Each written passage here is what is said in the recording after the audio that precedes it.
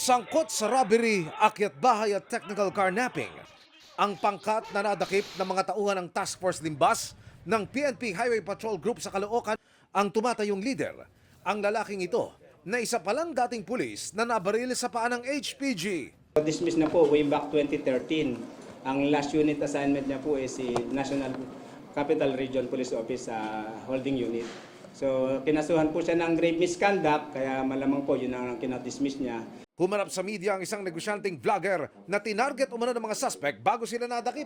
Sa kuha ng CCTV sa kanilang bahay na ipinakita ng vlogger, makikita kung paanong nakapasok ang mga suspect ng walang kahirap-hirap gamit ang isang susi. Parang meron po silang duplicate ng susi ng mismong gate po namin. Hindi ko po alam kung bakit, kung saan nila nakuha. Nakapasok ang mga suspect pero wala umunong nakuha mula sa biktima. Bukod sa walang tao sa bahay, hindi raw nakapasok sa mga silid ang mga suspect. At sa kanilang pag-alis mula sa bahay ng target, doon na sila nadali ng HPG. Siguro po yung dahilan kung bakit tinatarget nila kami kasi nagpo-post po ako ng mga goal po namin, tas about sa business po. Yung isang babae doon is meron na siyang warrant ng estapa.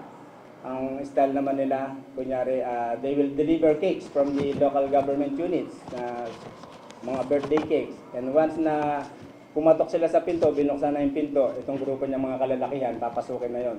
Niraransak na nila at lilimasin lahat ng valuables. Itatali sila. Kung makita natin, may mga wires pa silang dala doon. Wala pang pahayag ang mga suspect na sinampahan na ng mga kasong robbery, illegal possession of firearms and explosives at paglabag sa Dangerous Drugs Act.